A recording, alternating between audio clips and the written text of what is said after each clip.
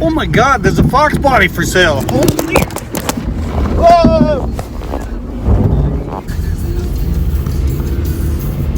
Oh my God, there's a Foxbody for sale. Ah!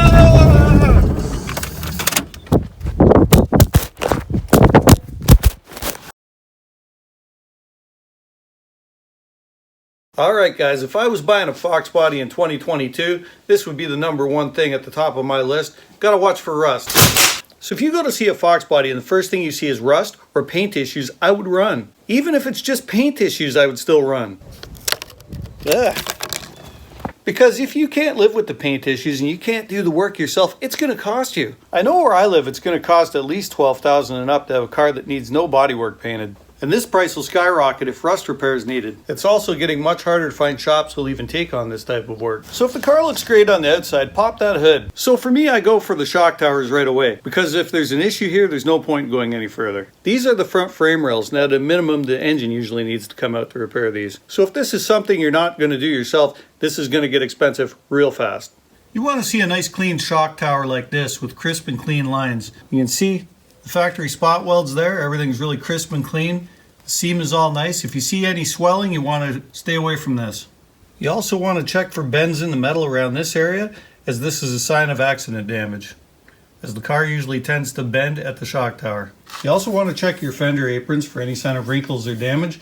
As you can see on Project Basket Case here, this is a sign of a previous fender bender. And the bottom of the rod support is a common problem on these cars when somebody's run the car into a parking curb. If all this is good, you want to check the top of the windshield post for cracking and rust, as this is a common issue on the old Foxbody. Next, open the doors and check the seams. Once again, you want a nice, clean, crisp seam with no swelling or rust. So while you're in here, look inside both door posts for swelling around the hinges and rust, as this is another common area that seems to go on these cars. Moving backwards on the car, you want to check the quarter lips for rust, including up underneath where it bends in towards the tire. This will also give you a good chance to see if the quarter lips have ever been cut or rolled, leading to possibly cracked paint. So now at the rear, you want to check the bottom of the quarters behind the tires, as stones tend to fly up here, knock the paint off, and cause rust. On occasion, I've seen some nice GT cars where you look up underneath the ground effects and the whole back section of the quarter is actually missing. So don't forget to check there. So moving to the rear of the car, you want to check the hatch and the trunk for rust,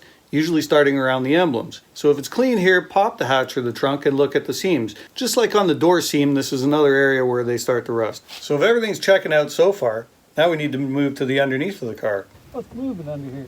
That's a snake? Yeah. As usual, you don't want to see any rust anywhere. So check out the rear frame rail sections for any rust. I have seen some completely rotted out in this area. Sometimes if you pop the hatch or the trunk and look underneath the carpet, you'll see signs of the floor rotting above the frame rails. Also lift up the spare tire to check it and see if there's any rust there. So you need to check the seams everywhere. Water will splash up here, it will get between the metal layers, get caught, and eventually cause rust. So you want to check the torque boxes for any rust. You also want to check to see if they're bent. If they're bent, it could be a sign that they were jacked on or the car's been on slicks and run hard at the track. So moving forward again, you want to check the floors on both sides and see as far as you can. Sometimes this can be difficult. If you can't see what you need to, it may be wise to have somebody put up on a hoist so you can inspect it. So at this point, I usually like to get the front wheel off so I can inspect the outside of the shock tower. However, sometimes it is possible to see this area without taking the wheel off. It's just a little more difficult. So as usual, you don't want to see any rust here. So take a light and shine inside the holes in this area to see if you can see anything there as well. I'm going to check out inside our shock tower here. So we're being pretty critical on the old Foxbody.